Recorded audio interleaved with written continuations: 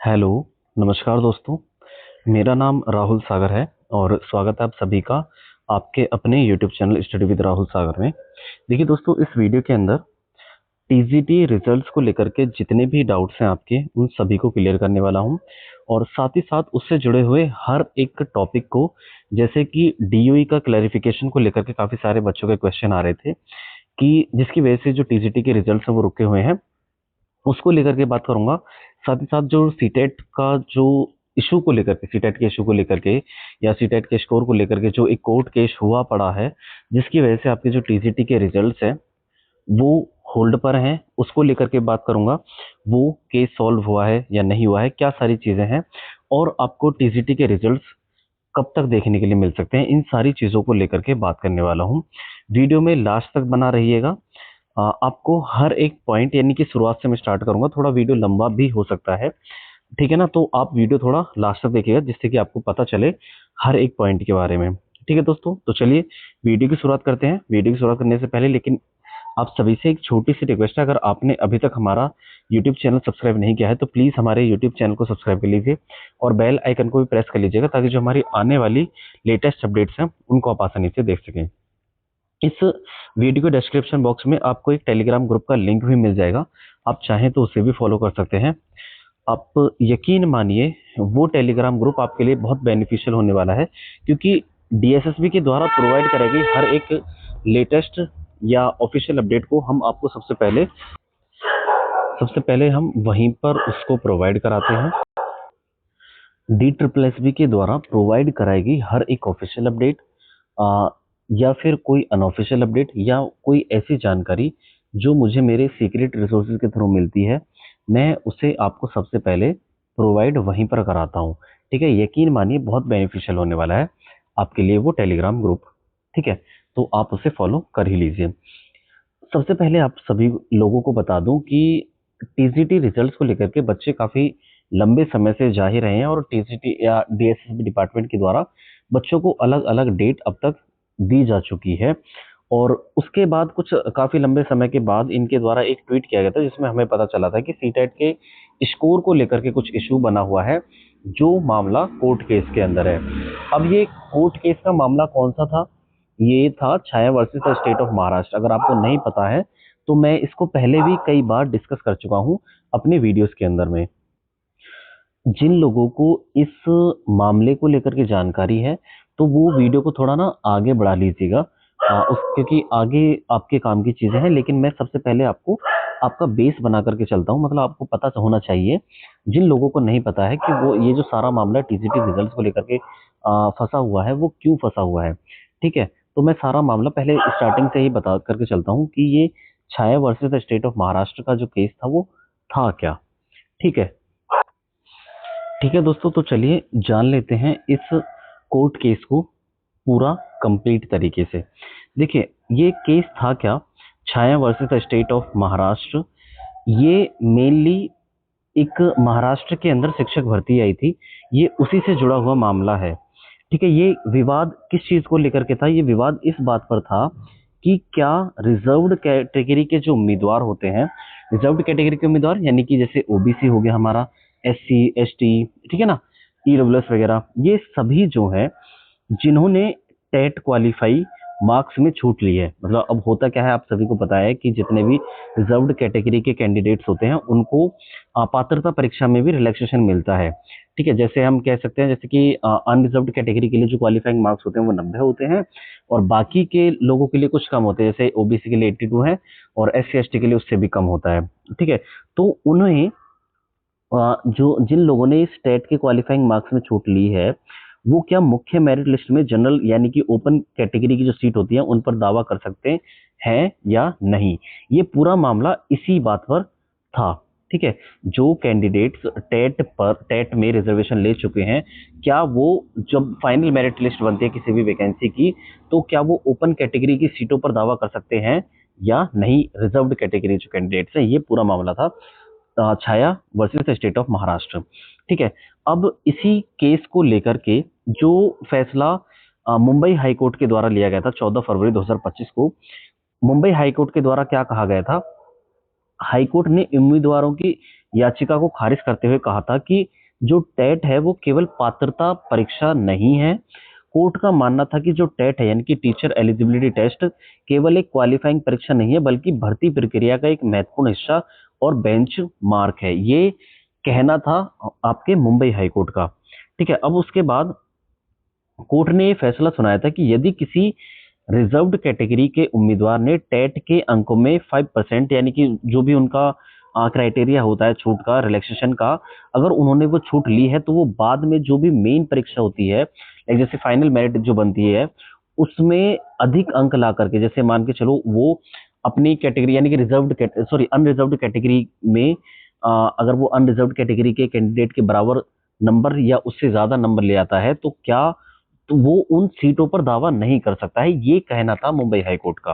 ठीक है, अगर वो टेट में रिलैक्सेशन लेने के बाद अगर वो फाइनल मेरिट में अनरिजर्व्ड कैटेगरी के कैंडिडेट के बराबर अंक ले आता है या उससे ज्यादा ले आता है तो वो अनरिजर्व्ड कैटेगरी की यानी कि जो ओपन सीट जो होती हैं जनरल कैटेगरी में, क्या उन वो दावा नहीं कर सकता, ये कहना था आपका मुंबई हाई कोर्ट का।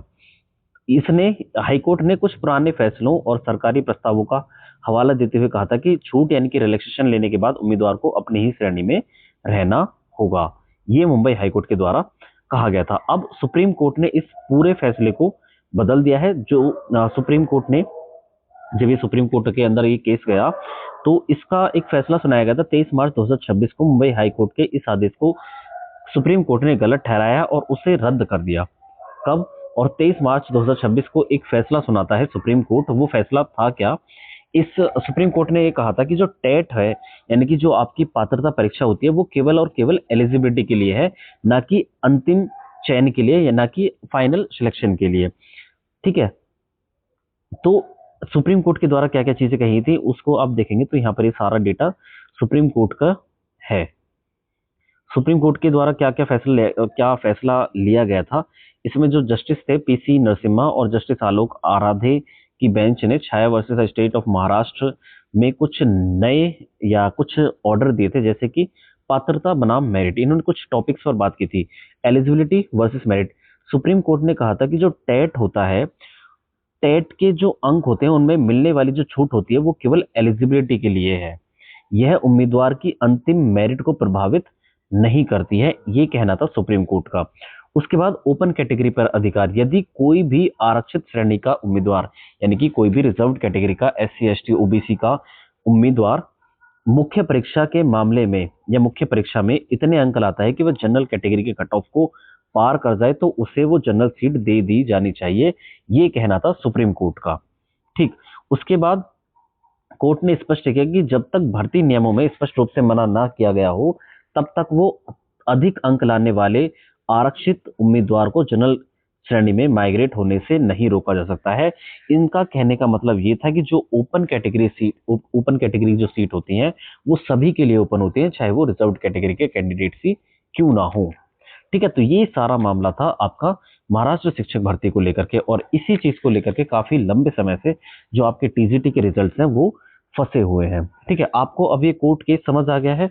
अब इस कोर्ट केस को लेकर के जो चीजें हो रही हैं डीएसएसबी डिपार्टमेंट के अंदर वो क्या सारी चीजें हैं। ठीक है, ये फैसला सुप्रीम कोर्ट के द्वारा 23 मार्च 2026 को ले लिया गया है। अब इस फैसले को ही जो डिपार्टमेंट है आपका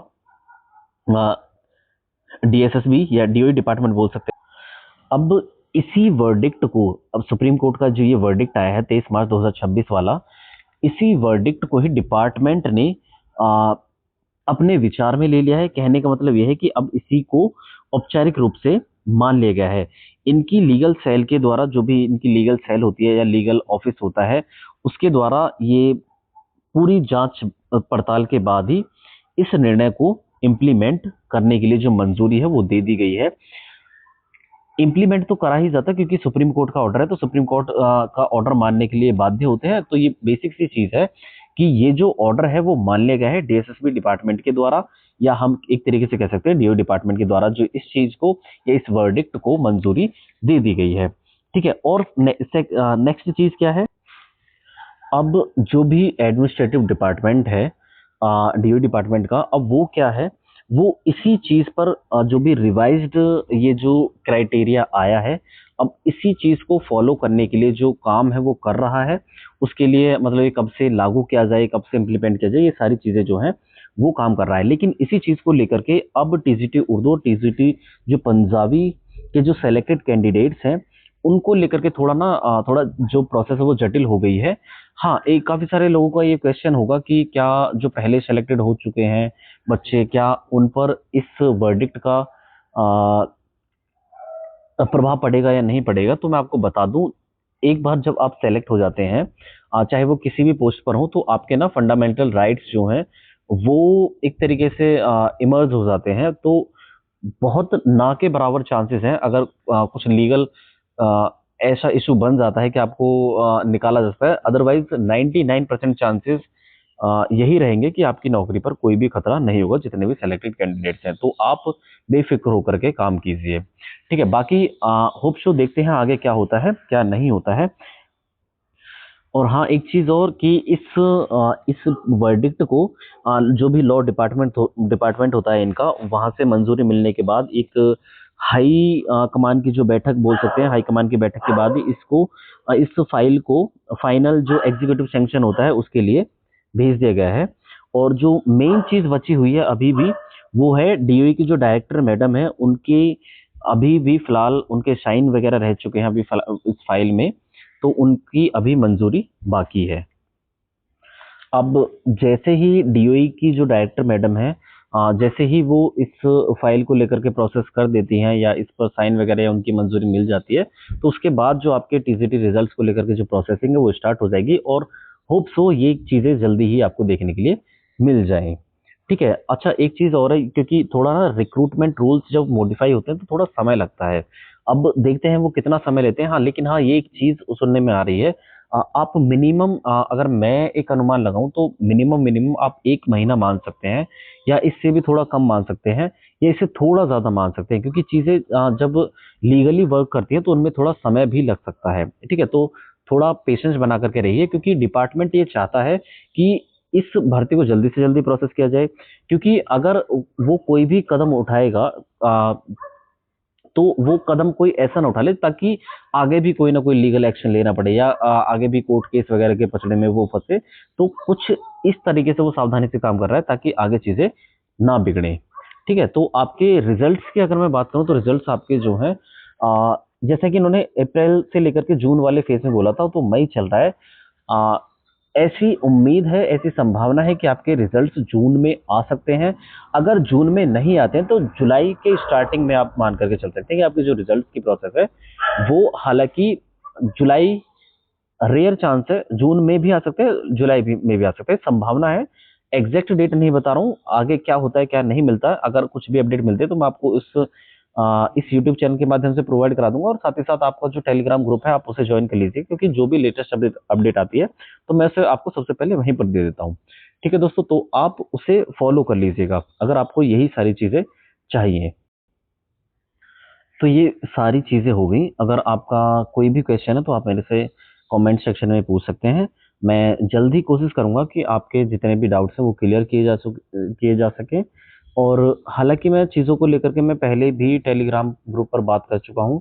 काफ़ी सारे लोगों के द्वारा मेरे मेरे से क्वेश्चन पूछे जाते हैं कि भाई टीसीटी रिजल्ट्स को लेकर के या पीआरटी को लेकर के क्या इसमें कुछ इशू बन सकता है। तो जहाँ पर सीटेट का इशू है या जहाँ पर सीटेट वैलिड होता है तो वहाँ पर कुछ चीज़ें चेंजेस होती हुई दिखेंगी आपको, ठीक है ना। तो थोड़ा पेशेंस बना करके रखिए। अब जब आपने इतना समय दे दिया है तो थोड़ा और समय सही, ठीक है। एक चीज़ मैं आपको बताऊंगा कि जैसे ही डीओई के जो डायरेक्टर मैडम है उनके द्वारा जैसे ही मंजूरी मिलती है तो आपको कुछ पॉजिटिव चीजें देखने के लिए मिल जाएंगी जल्द, ठीक है। जैसे ही कुछ मिलता है मैं आपको प्रोवाइड करा दूंगा, अपने टेलीग्राम ग्रुप पर पहले बता दूंगा, और साथ ही साथ आपको इस यूट्यूब चैनल के माध्यम से आपको जानकारी दे दी जाएगी, ठीक है। तो इसी तरह से प्यार बनाए रखिए। आपका जो ट्रस्ट है वो मुझे मोटिवेट करता है कि मैं आगे आपके लिए इंफॉर्मेशन कलेक्ट करूं, आपको जितनी भी जेन्युइन इंफॉर्मेशन है वो आपको दे सकूं, ठीक है दोस्तों। तो चलिए, यही थी हमारी छोटी सी इन्फॉर्मेशन। आई होप आपको ये वीडियो पसंद आई होगी। वीडियो पसंद आई है तो प्लीज़ वीडियो को लाइक, शेयर और हमारे यूट्यूब चैनल को सब्सक्राइब भी कर लीजिएगा, ताकि जो हमारे आने वाली लेटेस्ट अपडेट्स हैं उनको आप आसानी से देख सकें। तो चलिए दोस्तों, थैंक्स फॉर वॉचिंग।